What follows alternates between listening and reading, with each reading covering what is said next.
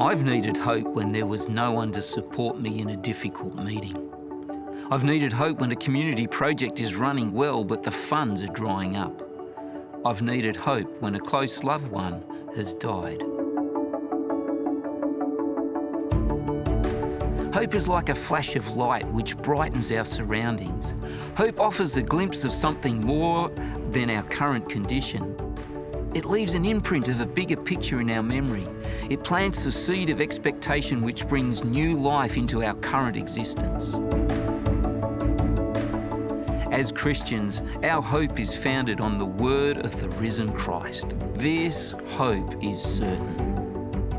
Our human story began in a world that revealed God's heart of love and his desire for oneness.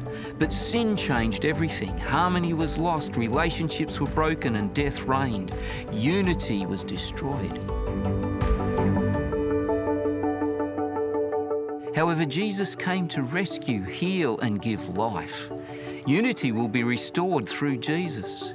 We can look forward to a new beginning where God's heart of love will again fully be manifested. Jesus himself will come to claim his people as his own. They will live in his presence for eternity. We will live on a recreated earth with the marks of evil totally erased. Sickness and death will no longer exist.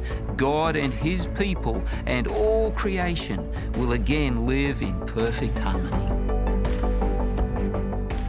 Unity will be a reality that everyone chooses. Choice has always been the only basis of true unity.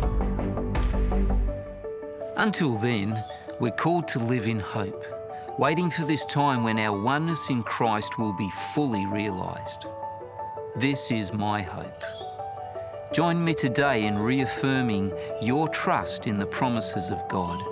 Thank God for his love and grace that makes this harmonious future possible.